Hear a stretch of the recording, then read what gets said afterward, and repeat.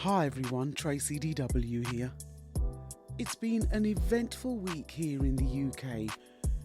It's our second bank holiday in a row, with festivities happening throughout the country to celebrate the coronation of a new monarch. Those of you who listen to my podcast regularly will know that I am a school leader based in London, and I have just returned from yet another successful and enjoyable residential trip to Kent, where, the week before the bank holiday of the coronation, I spent a few days with some of my pupils and we had a wonderful time in the sun. Our pupils experienced activities to promote team building and social skills, such as shelter building and cooperative games. But the highlight had to be a coronation bake-off, where they baked their own scones, sausage rolls, cupcakes, and made coronation chicken sandwiches. It was quite a spread, and what an achievement! We couldn't have asked for better weather that week, as we all sat in the sun enjoying the afternoon tea that they had created. And suffice to say, we were lucky enough not only to have afternoon tea in the outdoors, but also every lunch and dinner during that week. So, I returned to Watford, feeling relaxed, refreshed, and sporting a little tan. Now, I was going to present this particular episode later on in the month of May, as it is South Africa's Independence Day on the 22nd, but I thought I'd move it to the early part of the month and take the opportunity to make a little reorientation back to the stories, since they are what Stories to be Told is all about. To those of you who have been listening to this podcast series from the start or have continued to listen for some time, I'd like to say a huge thank you once again. And for those of you who are new to this podcast, welcome, and thank you for joining me on my learning journey. It's for my new listeners that I'd like to take the opportunity to introduce my stories, or poetic narratives as I like to call them. My listenership has grown significantly over the last 12 months, and I just wanted to take the opportunity to reorientate back to the origins of Stories to be Told and share with you an extract from yet another one of my stories. For me, the stories always come first. I wrote the stories first. They are the heart of Stories to be Told, and without them, Stories to be Told does not exist. I always mention the stories in the notables at the end of every podcast episode, and the links to the website and books are always in the podcast show notes. If you look back over the last 2 seasons of this podcast, you will see previous episodes also titled The Stories So Far in different parts, where I shared anecdotes and read an extract from earlier poetic narratives that I had published. Season 1 has parts 1 and 2 of the story so far, which focus on the first 4 titles published in 2020. Caribbean Wind is dedicated to our Windrush pioneers, and Caribbean Rush shares a perspective of England's early encounter with the Caribbean. The third publication, Knights at the Round Table, the Berlin Conference 1884, shares some reflections on the scramble for Africa, and the fourth title, Gone with the Wind, Macmillan's Speech for Change, focuses on British PM Harold Macmillan's speech in 1960, a critical point in the Empire timeline as nationalism had spread and developed momentum across Africa, the Caribbean and Asia. Macmillan recognised this as a watershed moment, marking it as the beginning of the end of Britain's empire across the globe. I kicked off season 2 of the podcast with 3 more Stories So Far episodes, where I shared extracts from 3 titles which were not published at the time. But they are now. They were launched in June 2022 and they are The Journey's End, Giving Back Hong Kong, which is all about Britain handing back Hong Kong to China in 1997. Bite from the Big Apple, A Story for New York, focuses on the early colonial period of the city, and Hope for Zimbabwe, Arise the Phoenix, is about the pre-colonial times and the British as well as the Dutch occupation of the country. Over the last couple of seasons, I've produced many podcasts with a focus on Africa, such as the Pink Map Project, The Ultimate Paradox, Zanu and Zapu, Contrasts and Similarities, War Crimes Part 2, War of the Golden Stool, and more recently, Remembering Patrice Lumumba and Ghana and the Chocolate Factory. Surprisingly, I have only recorded one podcast episode with a focus on South Africa, and that was way back in the very first season. Can you believe it? It's entitled South Africa's First Lady, Nokutela Dube. She was one half of a dynamic couple who were the founders of the first South African native-owned newspaper, founded the first school in South Africa to solely focus on improving native African women's education, and both her and her husband, John Dube, were the founders of what would later become the ANC, the African National Congress, through which the late, great Nelson Mandela rose to political prominence. I encourage you to find out more about the Dubes, and I placed a link in the bio to get you started if you haven't heard about this couple before. I remember when I discovered Nokutela through my research, and I was so excited, vowing that I would do more podcast episodes focusing on the experiences of African women and women of colour throughout the colonial era. However, social trends and patterns of the focus for topics over the past 3 years hasn't yet dictated that, but I'm planning to reverse this trend and focus on more female role models in the not too distant future.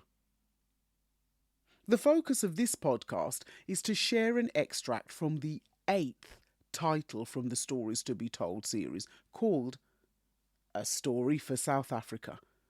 But the story of South Africa obviously begins way before colonialism, when the indigenous peoples, such as the Khoisan, who had occupied this part of the African continent for thousands of years, were driven out of the area surrounding and including the Cape of Good Hope from around 1652, when the Dutch East India Company began to use the area now known as Cape Town as a resupply station for its ships, acting as a halfway point between Holland and its empire in Southeast Asia.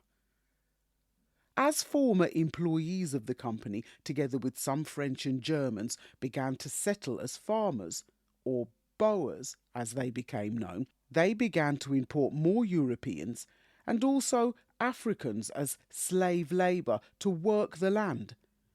As these farmers became less satisfied with the company's regulations, they began to move further out into the surrounding area. By the end of the 18th century, society in the Cape Town area saw a racial divide heavily dictated by a clear pattern of land ownership and hierarchy of labour relations, based largely on slavery. This was further exacerbated by the arrival of the British, who took the Cape of Good Hope colony from the Dutch at around 1815, but did nothing at first to stop the harsh treatment of European farmers towards African workers. However, after being heavily influenced by humanitarian movements for emancipation, they eventually ended up reforming their judicial system to end slavery, first at home in the UK and then across the British Empire. Disgruntled by this, the Boers began the Great Trek inland during the 1830s in an attempt to establish communities for themselves that were free from British rule. The Boers, or Voortrekkers, formed two states, the South African Republic, or Transvaal, and the Orange Free State, which gave political rights solely to white males. With the discovery of diamonds in 1867 and gold in 1886, South Africa quickly transformed economically and politically, with tensions between the Dutch and British for control of the land, and many native Africans, while working as cheap labour, became subject to many discriminatory laws and practices. During the 1880s, Britain, along with other European powers, scrambled for vast areas of the African continent, and with this, Britain claimed large parts of South Africa. The South African War, fought by the Boers against the British between 1899 and 1902, was primarily a struggle for the control of gold.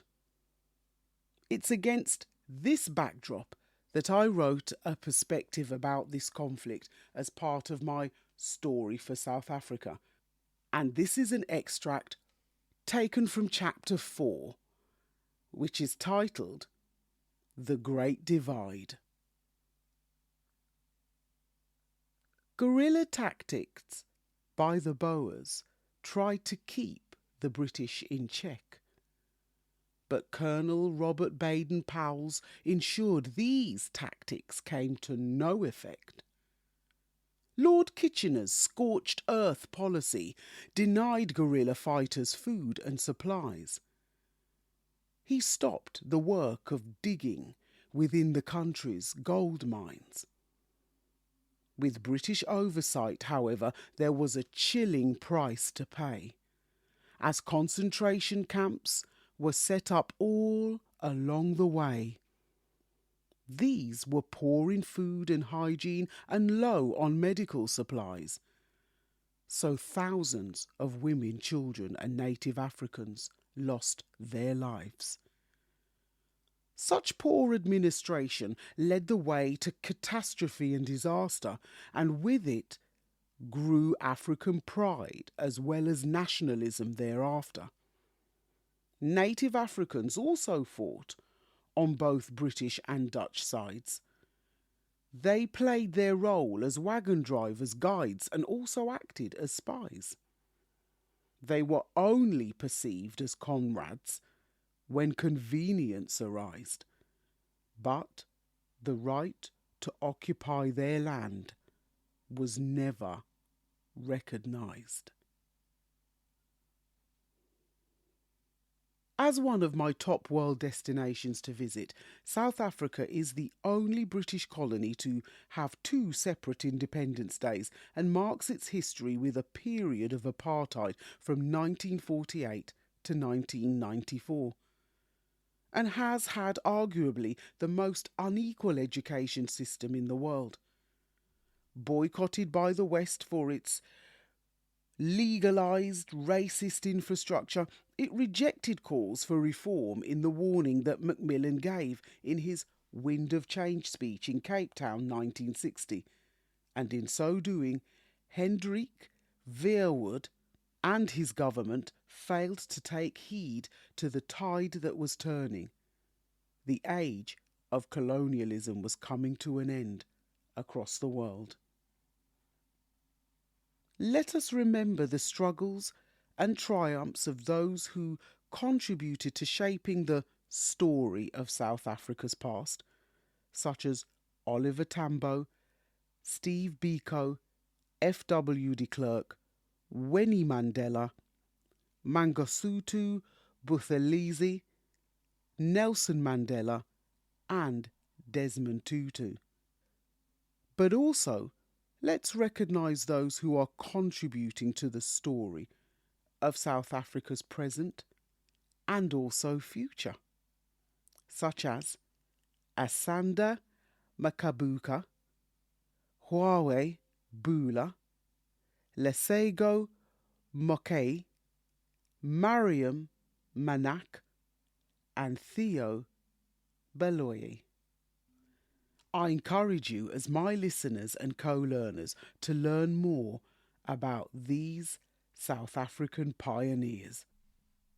Since beginning my learning journey back in 2014, it is and will always be my intention that these poetic narratives will encourage young learners everywhere and those not so young to engage with the history of our colonial past, understanding how it continues to influence bias and inequality across our cultures and societies, but also to understand how over time it could bring enlightenment into the ways that, we connect and relate to one another through the many ethnicities of humankind, and how we can work collectively to eradicate this bias and inequality, to achieve for all of us a future that is more equitable in a world full of endless possibilities. Here's remembering another day of independence for the people of South Africa. If you like this podcast, then stay on this listening platform and check out my other podcast episodes related to this one, such as South Africa's First Lady, Nokutela Dube, The Story So Far and The Story So Far Part 2, all from the first season, and The Story So Far Parts 3, 4 and 5 from the second season. And you know what I'm going to say? Don't forget what I call the heart and soul of the stories to be told movement, my stories or poetic narratives. Once again, let's do the roll call. Caribbean Wind, Caribbean Rush, Knights at the Round Table, the Berlin Conference 1884, and Gone with the Wind, Macmillan's Speech for Change are all available on the website in both Kindle and paperback formats. And also the publication of the latest 4 titles. If you want to find out more, just visit storiestobetold.com and check out the learning platforms for The Journey's End, Giving Back Hong Kong, Bite from the Big Apple, A Story for New York, Hope for Zimbabwe, Arise the Phoenix, and last but not least, the focus of this podcast episode, A Story for South Africa. And there you have it. The Story So Far series is complete. For now. My newsletter for May is also out, and you can find the link in the notes of this podcast. As for our May promotion, it's a copy of, you've guessed it, A Story for South Africa, in celebration of another year of independence for South Africa. We also remember other former colonies who have Independence Days in May in this month's newsletter, so feel free to check it out in the show notes. If you'd like to purchase your own copy of one of my poetic narratives, the link is also in the show notes.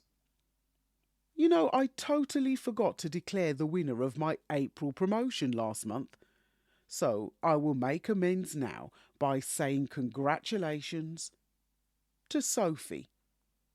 A copy of Hope for Zimbabwe, Arise the Phoenix is on its way to you. Now, if you're not a part of the email list, visit storiestobetold.com and sign up, where you can opt in and receive your free samples of my first 4 titles. It's the only way to enter the draw for a chance to win a giveaway. And finally, remember that you can also send me an audio message on the Speakpipe link, which is also in the show notes, so don't be a stranger. Feel free to like, follow and share us on social media when you visit the website. Just click on whichever social media link you would like to follow me on. And, as always, It is a pleasure and a privilege to share my learning journey with you in this podcast series, and I encourage you to either begin or continue your own. History is a matter of fact or perspective. I'm Tracy DW, and this is a Stories to be Told podcast. Stay safe, stay well, stay blessed.